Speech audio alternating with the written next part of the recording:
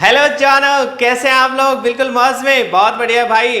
और मैं भी यही दुआएं करता हूं कि आप हमेशा हंसते मुस्कुराते हुए रहे। प्यारे जवानों, मैं हूं सुशांत और आप लोग अपने प्यारे से चैनल ज्ञान बूस्टर पर हैं। भाई हम लोग पढ़ रहे हैं लॉज ऑफ मोशन और लॉज ऑफ मोशन में हमने एफबीडी बनाना सीख लिया है, मतलब फ्री बॉडी डायग्राम बनाना सीख लिया है, हमने इक्वेशंस बनाना भी सीख लिया है और प्यारे जवानों कुछ प्रैक्टिस भी हमने पिछले लेक्चर में की थी। आज हम कनेक्टेड मोशन की ही थोड़ा सा प्रैक्टिस और करने वाले हैं। तो प्यारे जवानों, जल्दी से तैयार हो गए, अपनी पेन कॉपी उठा लीजिए और शुरू कर दीजिए। भाई रूल याद रखना है, पहले आपको क्वेश्चन ट्राई खुद से करना है और उसके बाद सॉल्यूशन देखना है। ऐसा ना हो कि पहले ही सॉल्यूशन देख ले जी, ट्राई तो करते रहेंगे साहब, ऐसी बातें नहीं करनी है, ठीक है। तो जवानों, सबसे पहला क्वेश्चन मैंने आपके लिए स्क्रीन पे लिख रखा है। भाई साहब बहुत ही प्यारा सा क्वेश्चन है। देखो क्या कहता है ये कहता है साहब ये एक डब्बा ए है, ये डब्बा बी है, इसका मास m है, इसका मास 2m है और इस पूरे सिस्टम पर हमने F फोर्स लगा दिया है। अपने को कैलकुलेट करना है साहब की सिस्टम का एक्सेलरेशन क्या होगा। बात नंबर 2, पहला डब्बा force on A due to B, ध्यान से समझना, पहले डब्बे पर ए वाले डब्बे पर दूजे के कारण कितना फोर्स लगेगा। मैंने इसका नाम लिख रखा है force on A due to B, लेकिन मैंने वेक्टर लगाया है, मतलब भाई साहब डायरेक्शन भी बतानी है और मैग्नीट्यूड भी बताना है। मतलब इस डब्बे के ऊपर इसके कारण कितना फोर्स लगेगा और दूसरा काम इस डब्बे के ऊपर इसके कारण कितना फोर्स लगेगा और किधर लगेगा, दोनों बातें आपको निकालनी है। तो जानो, पहले आप ट्राई करेंगे फिर सॉल्यूशन देखेंगे, ठीक है। कर लिया ट्राई, बहुत अच्छा है। तो भाई अब मैं कराना शुरू करता हूं। तो मेरे प्यारे जवानों, सिंपल सी बात है भाई साहब, हम सबसे पहले डब्बा नंबर ए की एफबीडी ड्रॉ करेंगे। तो भाई साहब डब्बा नंबर ए को मैं यहां लिख देता हूं। अच्छा, सारे सरफेसेस स्मूथ है, फ्रिक्शन तो हमने पढ़ा ही नहीं अभी, तो चर्चा भी नहीं करनी है। भाई ये ए की एफबीडी बना रहे हैं हम, ठीक है, एफबीडी ऑफ ए। पहले जवानों सीधी सी बात है, इसका मास m दे रखा है तो इसका नीचे की तरफ लग जाएगा mg, ऊपर की तरफ लग जाएगी साहब नॉर्मल रिएक्शन जो कि सरफेस के कारण लगी है, तो normal reaction on the block A due to the surface, क्योंकि साहब ये सरफेस के कांटेक्ट में है तो नॉर्मल रिएक्शन तो लगेगी। अच्छा, इस पर एफ फोर्स हमने एक्सटर्नल लगा दिया है इस डायरेक्शन में, तो साहब ये एफ फोर्स यहां पर आपको दिखाई दे रहा होगा। जवानों, क्या इसके अलावा और कोई फोर्स लगेगा क्या? क्या कह रहे हो? लगेगा? देख लो किसके कारण लगेगा, इस डब्बे के कारण लगेगा। भाई यहां पर रस्सी तो नहीं है, इन दोनों डब्बों के बीच में रस्सी तो नहीं है, तो भाई टेंशन वाली बात तो नहीं है। मतलब टेंशन वाली बात का मतलब है कि रस्सी नहीं है तो रस्सी में होती है टेंशन साहब, वो तो है नहीं। लेकिन ये डब्बा जब इस डब्बे के साथ कांटेक्ट में है तो एक कांटेक्ट फोर्स यहां पर लगेगा। प्यारे जवानों, इस क्वेश्चन में हम ये चीज मान रहे हैं कि दोनों एक दूसरे के साथ कांटेक्ट में ही मूव कर रहे हैं, तो क्योंकि साहब इन दोनों के बीच में कांटेक्ट है तो कांटेक्ट फोर्स लगेगा। तो अब मुझे बता दो जल्दी से, बी वाला डब्बा ए वाले डब्बे पर किधर रिएक्शन लगाएगा, नॉर्मल रिएक्शन किधर लगाएगा, कांटेक्ट फोर्स किधर लगाएगा। प्यारे जवानों, मैंने बता रखा आपको, ये लगाने वाला है ना तो ये उसको बिल्कुल पसंद नहीं करता, ये उसको धक्का मार देगा इधर, ठीक है। मतलब ये बी वाला डब्बा जो है ये ए वाले डब्बे पर इधर धक्का मारेगा, क्लियर है। इसका मतलब भाई साहब ए वाले डब्बे के ऊपर इधर लग जाएगी, माना कि ये नॉर्मल रिएक्शन एन है तो भाई साहब ये इधर लग जाएगी। भाई ध्यान रखना, ये जो नॉर्मल रिएक्शन है जो लगाने वाला होता है वो अपने से दूर लगाता है।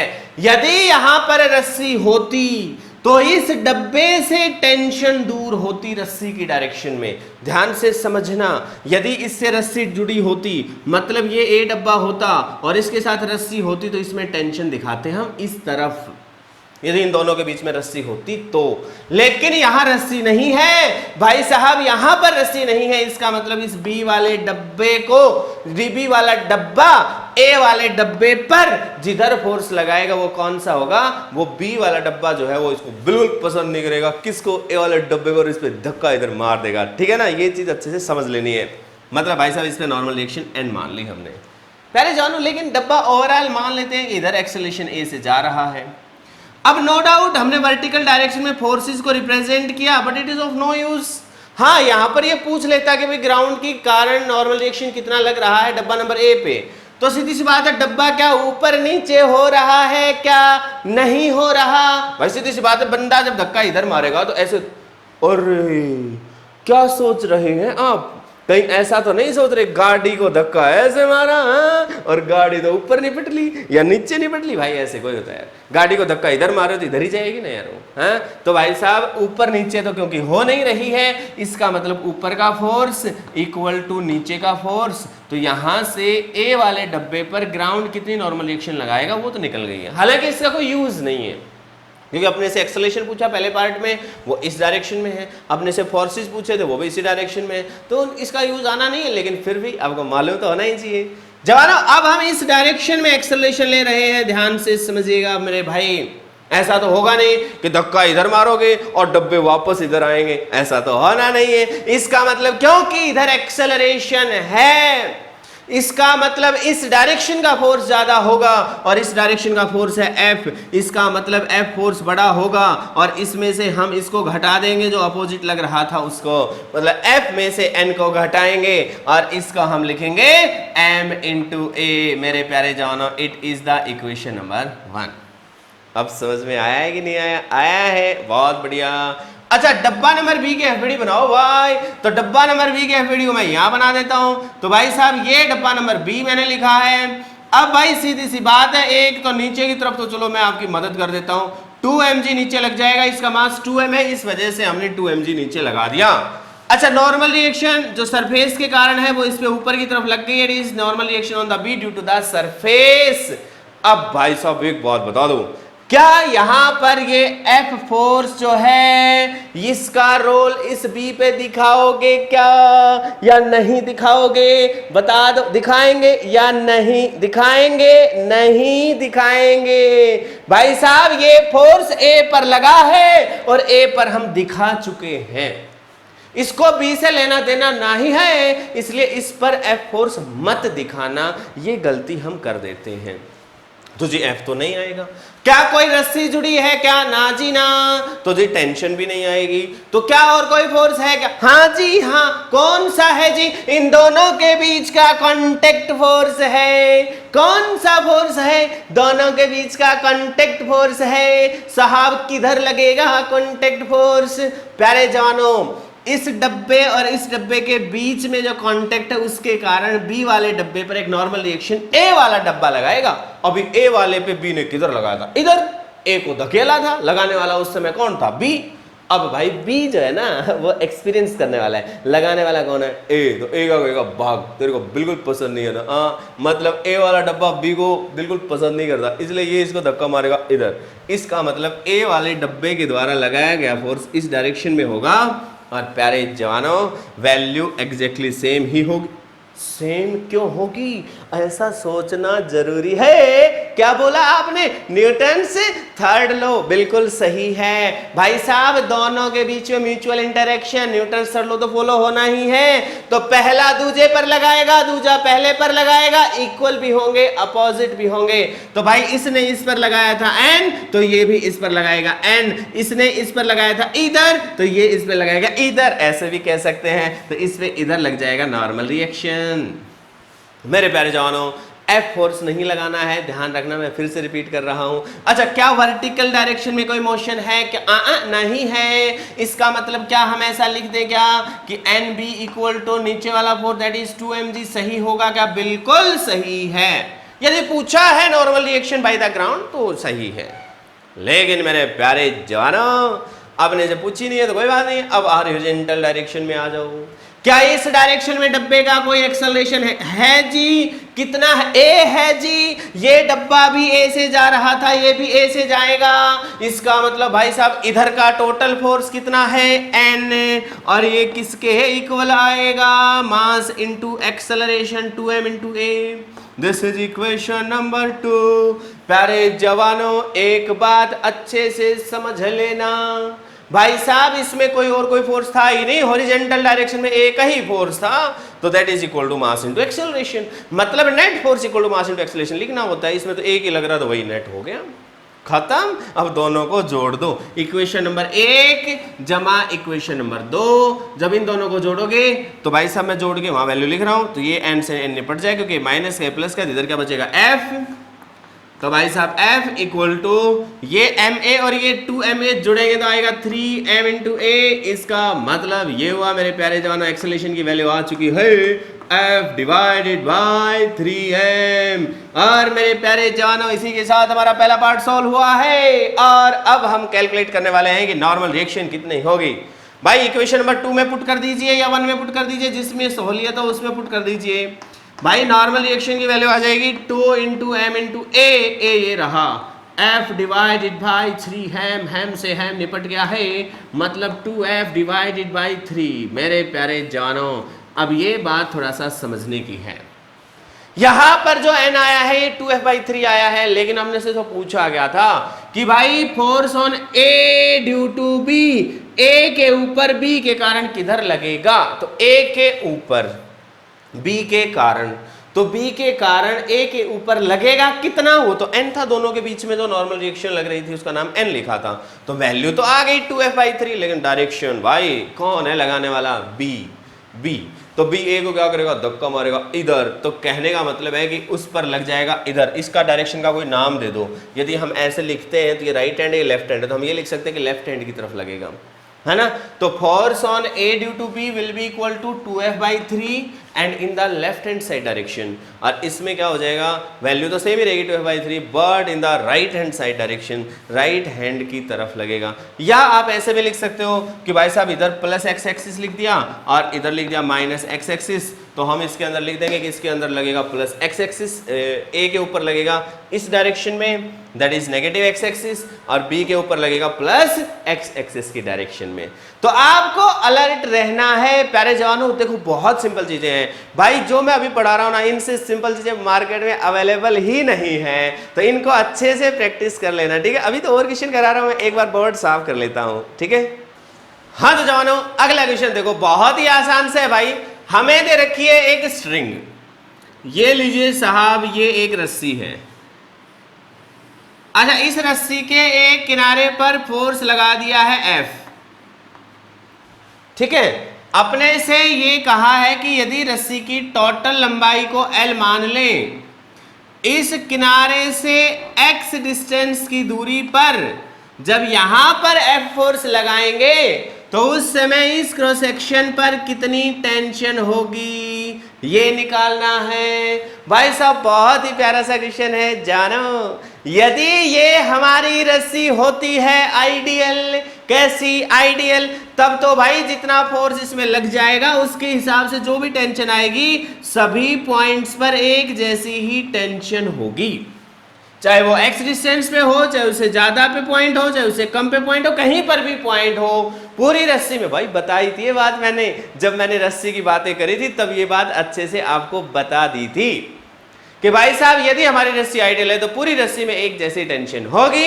लेकिन ये रस्सी हमारी आइडियल नहीं है, कुछ थिक दे रखी है, तो भाई साहब अब क्या करें जी। तो जी ट्राई करो ना पहले, उसके बाद सोल्यूशन देखना है। तो मेरे प्यारे जवानों हम मान लेते हैं कि रस्सी का जो मास है साहब, वो पूरी रस्सी का मास m मान लेते हैं।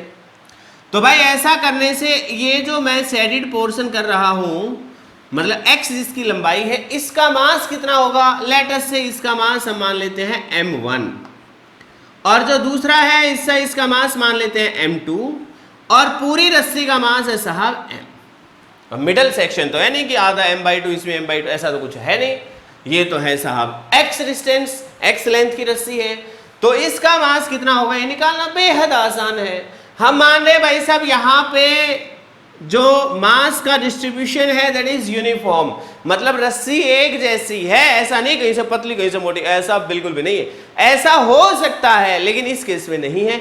यदि ऐसा होगा तो उस केस में हम कैलकुलस की हेल्प से सोल्व करेंगे, लेकिन अभी बिना कैलकुलस के ही हो जाएगा। हाँ तो मेरे प्यारे जवानों हम सबसे पहले इस m1 और m2 टुकड़े का मास निकाल लेते हैं। अब जरा खुद ही सोचो, यदि if लेंथ ऑफ द रस्सी इज L, इसका मतलब मास कितना है m। यदि लंबाई L है तो मास है m, और यदि लंबाई हो जाए 1 तो मास कितना हो जाएगा m/l, और यदि लंबाई हो जाए x तो कितना मास हो जाएगा। यूनिटरी मेथड का यूज करके हम इसको आसानी से निकाल सकते हैं, it is m into x by L, मतलब ये m1 की वैल्यू आ गई है अपने पास। सेम इसी तरीके से आप यदि m2 की वैल्यू को निकालना चाहेंगे तो m2 कितना आ जाएगा m/l, लेकिन x की जगह लिख देंगे l माइनस x। भाई साहब ये टुकड़ा x है, ये पूरी लंबाई l है, तो ये सीधी सी बात है l माइनस x ही होगा। अब तो जवानों बहुत ही प्यारी सी बात बन गई है। तो अब क्या करें जी, अब तो भाई अपने को बहुत सिंपल बातें करनी है। अब आप क्या करो, इस रस्सी को ऐसे मान लो कि ये रस्सी दो अलग अलग डब्बों से मिलकर बनी हुई है। दिस इज ए डब्बा having mass m2, this is another डब्बा हैविंग मास m1। यहां पर हमने F फोर्स लगाया है, ये m1 ऐसे लिखा है, ऐसे लिख देना, और दोनों को आइडियल रस्सी से जोड़ दिया है। ध्यान रहे ये जो मैंने लिखा है ये आइडियल रस्सी जोड़ी है। तो इन दोनों के बीच में लगने वाली टेंशन हमें बतानी है, यही तो है ये सवाल। भाई अब ध्यान रखना, ये रस्सी थी इसलिए हमने इसको रस्सी से रिप्लेस किया। पिछले क्वेश्चन में जिसमें मैंने ब्लॉक्स लगा रखे हैं तो उनको आपस में उनके बीच में रस्सी मत मान लेना, नहीं तो कलेश हो जाएगा। मेरी बात समझ रहे हो कि नहीं। तो मेरे प्यारे जवानों अब यहाँ पर थोड़ा सा समझने की जरूरत है। अब तो कर ही लोगे, वैसे समझने की क्या जरूरत है। ये ए डब्बा, ये बी डब्बा। अब बी वाले डब्बे की एफबीडी बनाओगे शुरू में तो भाई साहब इधर लगेगा एफ फोर्स। अब देखो रस्सी है तो रस्सी में क्या लगेगी, टेंशन, लेकिन टेंशन लगेगी दूर, ठीक है। और भाई साहब ये इसका मास m1 दे रखा है। अब ये mg और ये सब लगाने की जरूरत नहीं है, हालांकि डेफिनेट सी बात है कि mg भी लगेगा, कुछ सर्टेन मास है और ऊपर की तरफ उसकी नॉर्मल रिएक्शन बनेगी। ये सरफेस पे टच है तो, और होगा ही सरफेस पे टच, नहीं तो mg को कौन बैलेंस करेगा, है ना। ये दोनों तो आपस में एक दूसरे को हिसाब किताब कर रहे हैं, फिर बैलेंस कौन करेगा। तो पहले जानो, अब हम यहाँ पर क्योंकि हम इस पे एफ फोर्स लगा रहे हैं, लेट अस से इसका एक्सेलरेशन इस डायरेक्शन में a है, तो अब इक्वेशन क्या बन जाएगी भाई साहब, इधर का फोर्स माइनस पीछे का force equal to m1 into a। मेरे प्यारे जवानों m1 की वैल्यू पुट कर दो, चलो बाद में फाइनल पुट कर देंगे। इसका इक्वेशन नंबर 1 नाम हो गया है। अब मैं यदि इस वाले डब्बे की इक्वेशन लिखूं, डब्बा नंबर ए की एफबीडी बनाऊं, तो भाई इसके ऊपर टेंशन लगेगी इधर, दैट इज टी। पीछे की तरफ और कोई फोर्स नहीं है, इसमें टेंशन लगी थी लेकिन एक फोर्स एफ था, इस पे एफ फोर्स मत दिखाना भाई। एफ फोर्स वहां दिखाओगे जहां वो पॉइंट कनेक्टेड है, यहां पर तो कुछ भी नहीं है तो टेंशन ही लगनी है, यहां एफ फोर्स का कोई लेना देना नहीं है। अब ये ए एक्सेलरेशन से इधर जाएगा तो इक्वेशन क्या बन जाएगी, इक्वेशन को यही लिख देता हूं मैं, T equal to m2 into A, equation number 2। साहब दोनों को जोड़ दो, ये तो निपट जाएगा। इसका मतलब 1 + 2, इसके नीचे लिख लेना भाई साहब। इधर तो बच गया f और इधर क्या बच गया है m1 + m2, कॉमन ले लो a को। इसका मतलब मेरे प्यारे जवानों हमारे पास यहाँ एक्सेलरेशन की वैल्यू आ गई f divided by m1 + m2। भाई m1 m2 क्या है, इस रस्सी का मास है, दैट इज m। अब आप कहोगे ये तो डायरेक्ट ही लगा देते F इक्वल टू m है, बिल्कुल सही सोच रहे हो, आप लगा सकते थे, उसमें कोई खराबी नहीं है, ठीक है। लेकिन मैं जानबूझ के एफबीडी की थोड़ा सा और अच्छे से प्रैक्टिस हो जाए इसलिए ऐसे करवा रहा हूं, ठीक है। अब भाई अपने से पूछा गया था कि टेंशन निकालो, तो साहब टेंशन ये रही, तो इक्वेशन नंबर 2 का यूज करके टेंशन निकाल लो। टेंशन की वैल्यू कितनी है m2 ये रहा, वेयर इज m2, ये रहा। m2 की वैल्यू लिखो भाई साहब m/l into l minus x। तो भाई साहब tension equal to m2 into a, और a की वैल्यू ये रही f डिवाइडेड बाई m से m निपट गया है। भाई ध्यान से समझना, m हमने माना था तो निपटना जरूरी था और वो निपट भी गया है, राजी राजी निपट गया, इसलिए कोई घबराने की बात नहीं है। और टेंशन की वैल्यू हमारे पास आ गई है f into l minus x divided by l। मेरे प्यारे जवानों ये रहा हमारे पास फाइनल आंसर। अब आपके मन में सवाल आएगा जी यहां से t की वैल्यू निकाले तो निकाल लो ना, कौन मना करता भाई, आंसर सेम आएगा। फिर आपके मन में सवाल आएगा जी हाँ तो देखो एफ भी आ रहा है जी, M1 भी, वो अपने आप सेट हो जाएगा भाई, करके देख लो। और गड़बड़ा है तो मुझे जरूर बताना, हाँ करके देखना और कमेंट बॉक्स में बताना है कि आपका आंसर मैच करा कि नहीं। क्या आंसर मैच करना चाहिए कि यहाँ से टी की वैल्यू निकालो, वो मैच करनी चाहिए इसी के साथ। क्लियर है? तो प्यारे जवानों, रस्सी में किसी डिस्टेंस x पर कितनी टेंशन होगी, x डिस्टेंस मानी थी मैंने F4 से, तो भाई ये टेंशन की वैल्यू आ गई है, ये आंसर आ चुका है फाइनल हमारे पास। ठीक है, तो आइडियल रस्सी होती तो एक जैसी टेंशन होती, लेकिन यदि आइडियल रस्सी नहीं है तो इसके अकॉर्डिंग हम अलग अलग जगहों पर अलग अलग टेंशन निकाल सकते हैं, लेकिन कोई इसको रटे ना, नहीं तो गड़बड़ हो जाएगी। ठीक है, तो मेरे प्यारे जवानों अगला क्वेश्चन देता हूँ, एक बार बोर्ड साफ कर लेता हूँ। हाँ तो जवानों एक क्वेश्चन और लिखिए अगला, बहुत ही प्यारा सा क्वेश्चन है। ये जो क्वेश्चन कराया ना मैंने इसी से मिलता जुलता है, लेकिन आपको आना चाहिए। तो भाई साहब लिखना शुरू करो, मैं बोलता हूं। A block of mass capital M, मतलब भाई साहब एक ब्लॉक है अपने पास और इस ब्लॉक का जो मास है साहब वो कैपिटल M दे रखा है। Is pulled along A horizontal frictionless surface, मतलब जिस सरफेस पे रखा है वो स्मूथ सरफेस है, फ्रिक्शनलेस है, कोई वहां पर फ्रिक्शन नहीं है। कह रहे इसको पुल कर रहे हैं हम by a rope of mass small m। प्यारे जाना एक रस्सी को खींच रहे हैं हम, रस्सी से इस डब्बे को खींच रहे हैं हम, और रस्सी का जो मास दे रखा है वो दे रखा है छोटे वाला m, मतलब आइडियल नहीं है ये रस्सी, इसमें मास है भाई साहब। If force P is applied, भाई साहब इस किनारे पर हमने P फोर्स लगा दिया। भाई ये स्ट्रेट है, थोड़ा सा डायग्राम में यदि कहीं स्ट्रेट नहीं बना हो तो वो आप एडजस्ट कर लेना। ठीक है, दिस इज द रस्सी, दिस इज द रस्सी, स्ट्रेट रस्सी है ना। तो भाई साहब इसके ऊपर P फोर्स हमने लगा दिया है at free end of the rope. Find force exerted by rope on the block, ये जो रस्सी है ये इस ब्लॉक पे कितना फोर्स लगा रही है ये बताना है। अभी जो किया था वैसा ही तो है। आप इन दोनों को किस तरीके से मान सकते हो कि साहब ये जो डब्बा है कैपिटल M मास वाला और ये जो रस्सी है हमारी लेटस से, दोनों किसी एक आइडियल रस्सी से जुड़े हुए हैं और इस जगह पे हमने P फोर्स लगाया है और यहाँ पे कितना फोर्स लगा रही है, मतलब इस रस्सी के अंदर टेंशन जितनी होगी उतना ही तो फोर्स लग रहा होगा यहाँ पे, मतलब ये टेंशन T की वैल्यू निकालनी है। अब तो हो जाएगा, हाँ बता दो जल्दी से, होगा कि नहीं होगा? हो जाएगा। चलो एक बार देख लेते हैं होगा कि नहीं होगा। मैं देखो छोटा करना सिखाता हूँ, छोटे रूप में। भाई हम इस पूरे को एक सिस्टम मान लेते हैं, तो जैसे पूरे को एक सिस्टम मानेंगे तो नेट फोर्स कितना हो गया है P इक्वल टू नेट मास कितना हो गया है M plus M into acceleration. तो यहां से एक्सेलरेशन की वैल्यू आ गई है P divided by M plus M। अब आपके मन में सवाल आएगा जी हम FBD बना के करें तो बिल्कुल सही है, घबराना नहीं है, लेकिन क्योंकि मैं वो करा चुका हूं मैंने सोच रहा हूं कि ऐसे करा देता हूं एक बार। तो भाई हमने इस पूरे को सिस्टम माना और हमने माना भी साहब ये इट इज एक्सटर्नल, सीधी सी बात, जब इसको सिस्टम मान इन दोनों को तो ये इसके बाहर ही लग रहा है फोर्स, तो एक्सटर्नल फोर्स हो गया। तो net force equal to mass into acceleration, उस समय इन दोनों के बीच में लगने वाला जो फोर्स वो इंटरनल फोर्स है, इसलिए वो सिस्टम में काउंट नहीं कर रहे हैं। लेकिन अब यदि हम इस डब्बे की एफबीडी बनाएं तो भाई साहब इस डब्बे के ऊपर कितने फोर्स लग रहे होंगे मेरे प्यारे जवानों। एक तो रस्सी के कारण टेंशन लग रही होगी और नो डाउट नीचे mg और ऊपर नॉर्मल रिएक्शन लग रही होगी, लेकिन इस डायरेक्शन वाले फोर्सेस को हमें कोई देखने की जरूरत नहीं है क्योंकि उसने इस रास्ते की बात पूछी है। तो भाई सीधी सी बात है, इधर तो एक ही फोर्स लग रहा है और एक्सेलरेशन a है, तो इक्वेशन क्या बन जाएगी, टेंशन T इक्वल टू इसका मास that is capital M into acceleration a।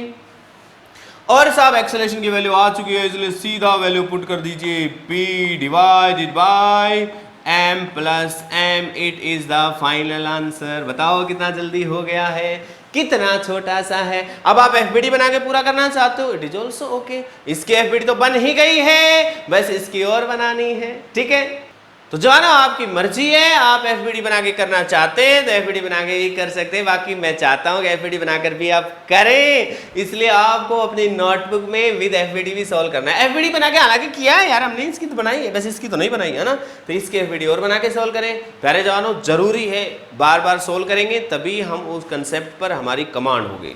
ठीक है, तो मैं अगला क्वेश्चन और देता हूँ, एक बार इसको साफ कर लेता हूँ।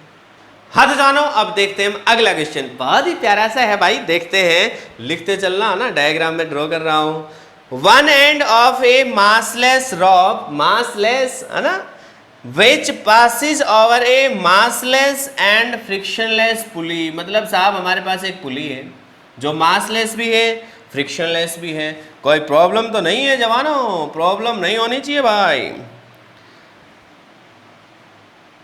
पी, पुली का नाम दे रखा है साहब P, and string is tied to a hook C. ओ भाई साहब ये जो रस्सी है ये यहां से गई और यहाँ पर कोई हुक है, उसके साथ हमने इसको टाइट बांध दिया है।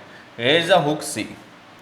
ठीक है, अब अपने को ये बताना भाई साहब, अरे वाह इसने तो बड़ी प्यारी सी सिचुएशन दे रखी है। एक इस पे मंकी दे रखा है, मंकी का नाम सुन के खुश हो रहे हो ना, जाना पहचाना लग रहा है।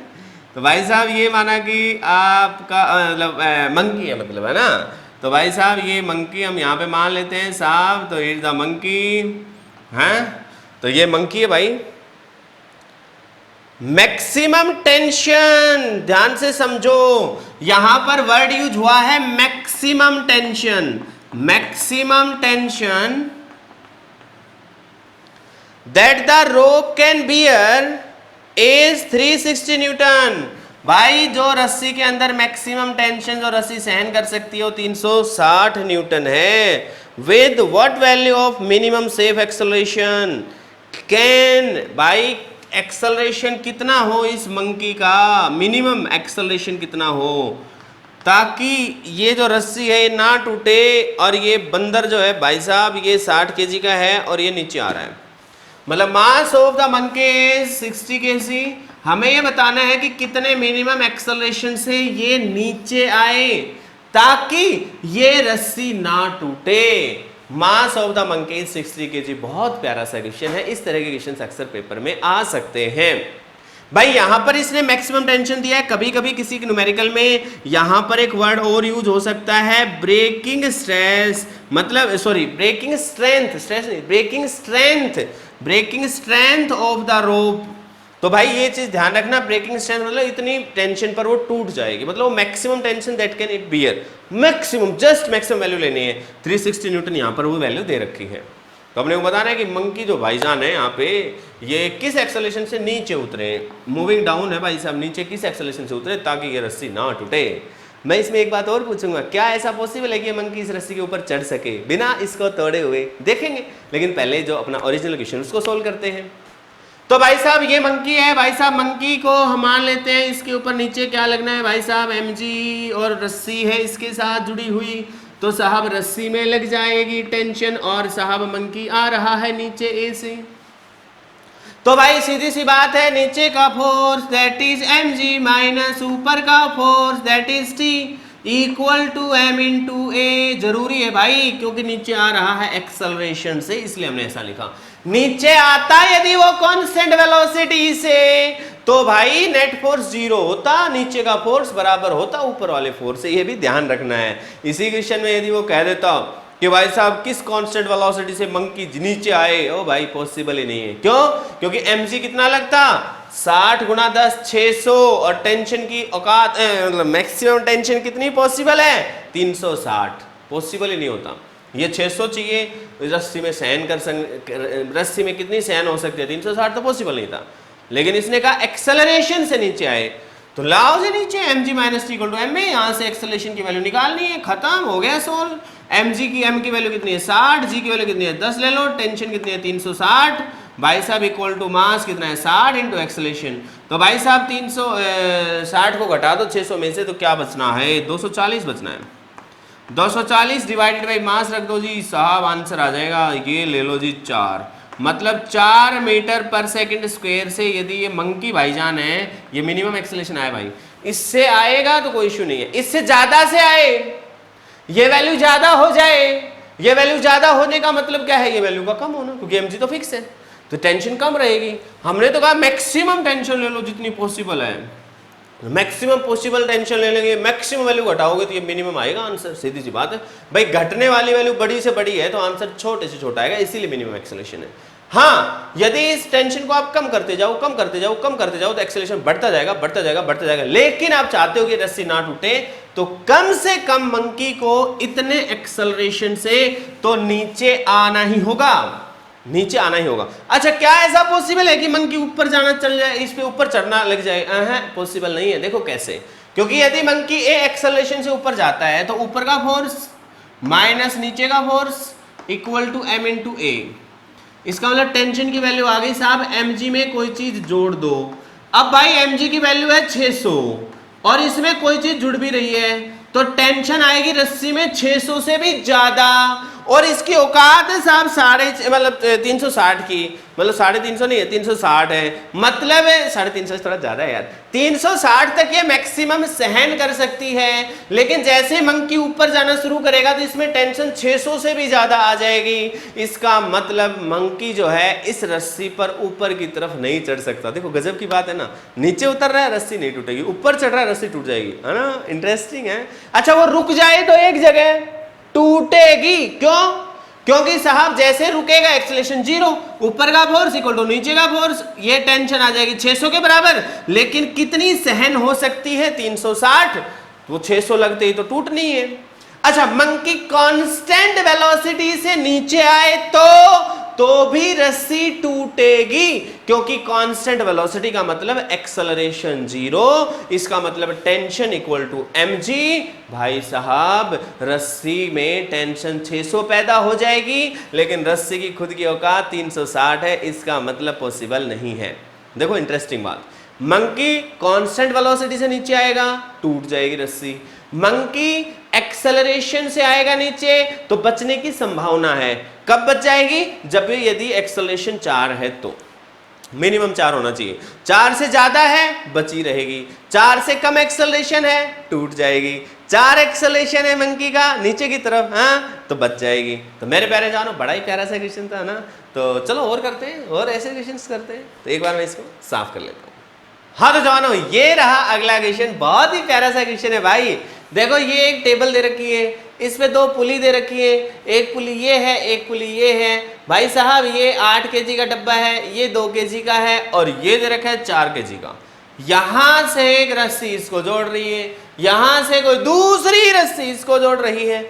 इस रस्सी में कितनी टेंशन है, इसमें कितनी है, ये सिस्टम जो है इसको यदि हम रिलीज करें, मतलब छोड़ दें इसको, तो ये डब्बे किधर जाएंगे, क्या एक्सेलरेशन होगा, ये हमें निकालना है। ठीक है, तो भाई बेहद आसान चीज है, आप इसका नाम लिखना शुरू कर दीजिए, ABRC। अब मेरे प्यारे जवानों, सबसे पहले हम एफबीडी बना लेते हैं डब्बा नंबर A की। डब्बा नंबर A ये रहा भाई, तो डब्बा नंबर A अच्छा दिख रहा है अपने को, ये 4 kg है तो ये नीचे ही आएगा, है ना, ये 2 kg है तो ये ऊपर ही जाएगा, है ना, तो ये नीचे की तरफ एक्सेलरेशन ले लो A, है ना, समझ रहे हो कि नहीं? तो भाई साहब ये एक्सेलरेशन इधर है, तो भाई ये सारा सिस्टम नीचे की तरफ जाने की कोशिश कर रहा है। तो भाई इस डब्बे के नीचे लग जाएगा mg, m की वैल्यू 2 दे रखी, g को 10 ले लीजिए भाई, ठीक है ना। तो ऊपर ले लीजिए टेंशन, मैंने टेंशन ले लिए इसमें T2। भाई ध्यान रखना रे, दोनों रस्सियां अलग अलग हैं तो टेंशन अलग अलग ही होगी। तो पहले जानो, रस्सी में टेंशन आ चुकी है T2, नीचे की तरफ हो चुका है 20, एक्सेलरेशन इसका ऊपर की तरफ है, तो इक्वेशन क्या बनेगी? इक्वेशन बनेगी ऊपर का फोर्स माइनस नीचे का फोर्स इक्वल टू मास 2 है और एक्सेलरेशन A, ये बन गई इक्वेशन साहब। अब डब्बा नंबर इस पे आ जाओ, दैट इज B। डब्बा नंबर B के एफबीडी यहां बना दूंगा यार, जगह थोड़ा कम है वहां, है ना। तो डब्बा नंबर B के अंदर क्या हो रहा है भाई, ये डब्बा नंबर B है, नीचे लगेगा mg, ऊपर लगेगी नॉर्मल रिएक्शन। वैसे यार एक चीज देखी जाए तो इसमें तो टेंशन लगी थी और इसमें नॉर्मल रिएक्शन, ऐसा सोच रहे हो? तो भाई साहब यहाँ नॉर्मल रिएक्शन इसलिए लगी क्योंकि सरफेस के कांटेक्ट में है। यहाँ रस्सी दी तो टेंशन लगनी है रस्सी में, इसलिए यहाँ रस्सी में टेंशन लग गई, यहाँ नॉर्मल रिएक्शन लग गई। अच्छा, इस डब्बे के इधर टेंशन लगेगी T1 अवे, इधर टेंशन लगेगी T2, ये भी अवे। भाई ध्यान से समझो, एक्सेलरेशन इस डायरेक्शन में है तो इधर का force that is T1 minus opposite force that is T2 equal to mass that is 8 into acceleration that is A। अब समझ में आया? That is equation number 2। ये पहले इक्वेशन ले लो, इसको दूसरी इक्वेशन ले लो। अरे यार लिख देना, नाम ही तो लिखने हैं, और क्या हो गया। अच्छा डब्बा नंबर, अब ये कहोगे जी ये बैलेंस होगा क्या? बिल्कुल बैलेंस है, n इक्वल टू 80, लेकिन अभी पूछा नहीं पेपर में इसलिए हमने इस पे ध्यान नहीं दिया, है ना। इस पे आ जाओ, डब्बा नंबर C की बात करें यदि हम, तो साहब सी पे नीचे लगेगा mg दैट इज 40, ऊपर लगेगी टेंशन दैट इज T1 जा रहा है नीचे, तो नीचे का फोर्स माइनस ऊपर का force equal to m into A, equation number 3। भाई साहब सोल्व कर लेना। कैसे करोगे? अरे जोड़ दो ना यार, ये निपट गया, ये भी निपट गया, तो 40 में से 20 गया तो 20 हो गया, और साहब ये जो वैल्यू है कितनी होगी, 2 और 8 10 और 4 14 होगी। भाई साहब यहाँ से एक्सेलरेशन की वैल्यू आ गई 20/14, दैट इज 10/7 मीटर पर सेकेंड स्क्वायर। ये आंसर आ चुका है पहले पार्ट का। खत्म। भाई साहब दूसरे पार्ट के लिए टेंशन T1 की वैल्यू इसमें से निकाल लो। इक्वेशन नंबर 3 का सहारा लेके T1 की वैल्यू आ जाएगी 40 में से 4 गुना A को घटा ही दो, मतलब साहब ये 40 है, 40 माइनस 40/7 सोल ही कर लो, 40 तो कॉमन आ जाएगा, तो 7 में से 1 गया 6/7, ये आ जाएगा भाई साहब, सोल्व कर लो 240/7 न्यूटन, 240 डिवाइडेड बाई 7 न्यूटन, ये आंसर आ गया है T1 का। और साहब इसमें वैल्यू पुट कर दो T2 की, तो इक्वेशन नंबर 1 क्या बन जाएगी? भाई रे आप सीक्वेंस में लिखते चलना चीजों को, कभी इधर कोने में इधर कोने में। हाँ तो भाई साहब यहाँ से T2 की वैल्यू कितनी आएगी? 2 गुना A कितना है 10/7, तो 20/7 हो जाएगा, प्लस में 20, भाई 20 को कॉमन ले लो रे, तो 1/7 जमा 1 7 और 1 8/7, कुल मिला के 160/7 न्यूटन। मेरे प्यारे प्यारे जवानों बताओ हुआ कि नहीं हुआ? देखो कितने सिंपल सिंपल क्वेश्चंस हैं, और फोर्स वाले क्वेश्चंस वाह वाह मजा आ जाता है, मतलब फ्री के नंबर हैं। ठीक है, तो समझ में आया है कि नहीं आया जवानों? आ गया, बहुत बढ़िया। एक बार मिटाता हूँ फिर अगला क्वेश्चन और कराता हूँ। हाँ तो जवानों अगला क्वेश्चन देखते हैं। भाई बहुत ही प्यारा सा क्वेश्चन है। देखो क्वेश्चन क्या कह रहा है, भाई ये पुली है, आइडियल पुली है, इससे रस्सी से एक पिंजरा जो है वो बंधा हुआ है, दिख ही रहा होगा, और दूसरा किनारा जो है रस्सी का वो एक आदमी ने पकड़ रखा है। भाई यहाँ पर होल है इस पिंजरे में, इसमें से रस्सी चली गई, अंदर एक आदमी, मतलब मानना कि आप हैं, आपका मास दे रखा है M, और जो पिंजरा है इसका मास दे रखा है कैपिटल M। आप रस्सी को पकड़े हुए हैं, लेकिन भाई बड़ी इंटरेस्टिंग बात क्या है, कह रहा है कि सिस्टम को इक्विलिब्रियम में रखना है। मतलब ये बंदा पकड़ के खड़ा है रस्सी को, ऐसे कैसा, ना तो ये सिस्टम कहीं ऊपर जा रहा है ना कहीं नीचे जा रहा है, चुप ऐसे ऐसे, इतने फोर्स लगा रखा है, रस्सी से पकड़ रखा है। यही बताना है कि कितना फोर्स जो इंसान यहाँ पर खड़ा है उसको रस्सी पे लगाना पड़ेगा। मतलब ये इंसान रस्सी को पकड़ के खड़ा है तो कितने फोर्स से ये रस्सी को पकड़े, और वी कैन से दैट कितना फोर्स ये रस्सी पर लगाए ताकि ये पूरा का पूरा सिस्टम है इक्विलिब्रियम में रहे। बहुत ही प्यारा सा क्वेश्चन है भाई, पहले सोल्व करना है आपको, उसके बाद सोल्व कराऊंगा मैं, लेकिन पहले ईमानदारी से आपको सोल्व करना है। ठीक है, तो जल्दी से कर लो, तब तक मैं ये वाली चीज भी मिटा देता हूँ, है ना। हाँ तो जवानों एफबीडी बनाना शुरू करते हैं। भाई साहब देखो इस पिंजरे की यदि एफबीडी बनाए तो पिंजरे को मैं चलो इस डब्बे से दिखा देता हूँ, पिंजरा बना सकते हो, कोई इशू नहीं है। इस पर खुद का मास जो है कैपिटल mg लग जाएगा, नीचे वेट, इसका मास कैपिटल M दे रखा है इसलिए वेट mg लग जाए। ठीक है ना, ये वर्टिकली डाउनवर्ड है भाई, थोड़ा देख लेना ना। अच्छा अब इसके साथ ध्यान से समझो, यहाँ पर जुड़ी हुई है रस्सी, इसका मतलब साहब ऊपर लगेगी टेंशन T, रस्सी है इस वजह से। फिर इसके अलावा और कोई चीज प्रेजेंट है क्या? गौर से देखो, है कौन प्रेजेंट है भाई? बंदा, बंदा भी प्रेजेंट है, और इंसान इसके ऊपर फोर्स लगाएगा कांटेक्ट में होने के कारण, कांटेक्ट फोर्स लगेगा जिसको हम नॉर्मल रिएक्शन यहां पर कह रहे हैं। तो इंसान क्या चाहेगा भाई साहब, इसको धकेलेगा नीचे की तरफ, इसका मतलब इस पर एक नॉर्मल रिएक्शन लगेगी जो कि नीचे की तरफ लगेगी। माना कि वो नॉर्मल रिएक्शन N है, वो किसने लगाई है? इस इंसान ने लगाई है। फिर आपके मन में सवाल आएगा जी ये रस्सी यहाँ पर अटैच्ड है क्या? भाई अटैच नहीं है, मैंने कहा था होल है, होल में से पास हो रही है, तो रस्सी टच नहीं हो रही यहाँ पे। क्लियर है? इसके अलावा और कोई फोर्स इस पे नहीं है, लेकिन क्योंकि ये इक्विलिब्रियम में है इसलिए ऊपर का फोर्स इक्वल टू नीचे के फोर्स जो भी है N प्लस mg हम यहाँ पर लिख देंगे। याद रहे यहाँ पर जो मास है ये कैपिटल M है, तो भाई कैपिटल M लिखें क्योंकि स्मॉल m भी यहाँ मैन के लिए यूज कर रखा है। तो कंफ्यूजन हो सकता है ना। तो भाई सब ध्यान रहे थोड़ा सा। अब बात करते हैं इंसान की। माना कि ये इंसान है, ये आप है तो नीचे की तरफ क्या लगेगा साहब, mg, छोटा m इंटू जी। क्या इंसान ने रस्सी पकड़ रखी है? क्या पकड़ रखी है? तो इंसान पे टेंशन लगेगी ऊपर की तरफ। आप उसके हाथ पे दिखा दे चाहे एक ही बात है, कोई फर्क नहीं पड़ता। हम इसको पूरे को इस चीज से रिप्रेजेंट कर रहे हैं, ठीक है। क्या इसके अलावा और कोई फोर्स लगेगा? जरा सोचो, ये इंसान है, रस्सी भी थी, लेकिन इंसान कांटेक्ट में है। क्या है? किसके? इस सरफेस के।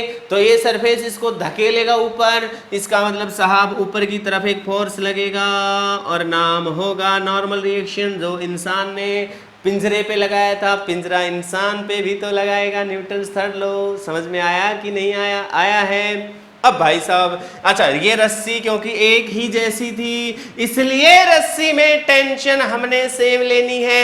ये बात भी आपको अच्छे से समझ लेनी है। तो प्यारे जवानों, क्योंकि ये इंसान भी इक्विलिब्रियम में है, ना ऊपर जा रहा है ना नीचे जा रहा है, इसका मतलब भाई ऊपर के force n plus T equal to नीचे के force that is m into जी।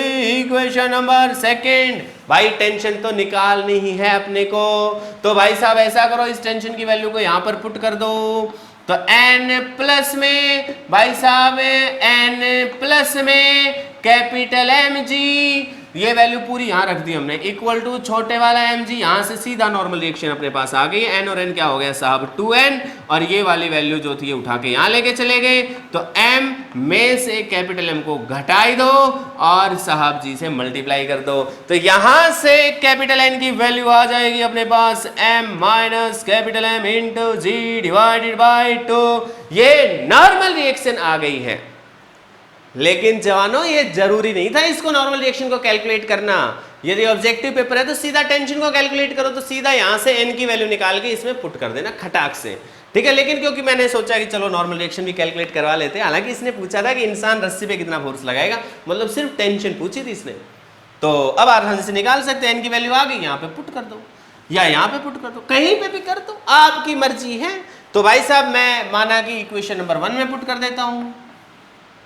तो इक्वेशन नंबर 1 क्या कहती है कि टेंशन की वैल्यू आ गई है n की वैल्यू ये रही, m में से कैपिटल M को घटा के g बटा 2, बहुत बढ़िया है जी, प्लस कैपिटल M इंटू जी। मेरे भाई g इसमें भी है, g इसमें भी है, तो g बाहर आ गया।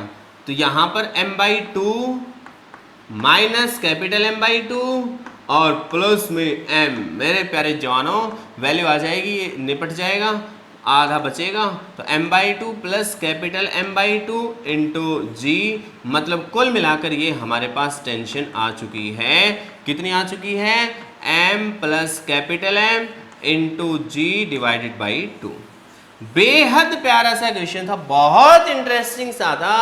ध्यान रखना है इस क्वेश्चन को करते समय कि इंसान ने रस्सी पकड़ी है तो टेंशन लगेगी, ठीक है। यहां पर इस पिंजरे के साथ रस्सी जुड़ी हुई है तो टेंशन लगेगी। ये इंसान पिंजरे के साथ कांटेक्ट में है तो नॉर्मल रिएक्शन लगेगी। ये छोटी मोटी बातें आपको ध्यान रखने की जरूरत है। समझ में आया? अच्छा क्वेश्चन था ना। चलो और कराता हूं मैं, लेकिन इसको एक बार साफ कर लेता हूं। हाँ तो जवानों, एक क्वेश्चन और आपके लिए भाई, बहुत ही प्यारा सा क्वेश्चन है। देखो पिछले जैसा ही है थोड़ा थोड़ा सा। भाई ये पुली है, ये इस पुली का हुक है। भाई ऐसे दिखा दिया तो दिखा दिया, हम क्या करें। ऐसे ही नीचे भी एक पुली है, ये उसका हुक है, ठीक है। और भाई इस पुली के ऊपर से ये रस्सी ऐसे गई, ठीक है, ये रस्सी इधर गई। यहां पर एक इंसान है जिसने इस रस्सी को पकड़ रखा है, और ये जो पुली है ये एक प्लेटफॉर्म पर है और इंसान भी उसी प्लेटफॉर्म पर खड़ा हुआ है। ऊपर से ये पुली फिक्स कर रखी है, नीचे भाई साहब ये प्लेटफॉर्म है। मतलब एक प्रकार से इस पुली के एक तो ये लटक रहा है और दूसरा ये पुली लटक रही है, जो पुली इस प्लेटफॉर्म के बंधी हुई है। कुल मिलाकर ये प्लेटफॉर्म लटक रहा है।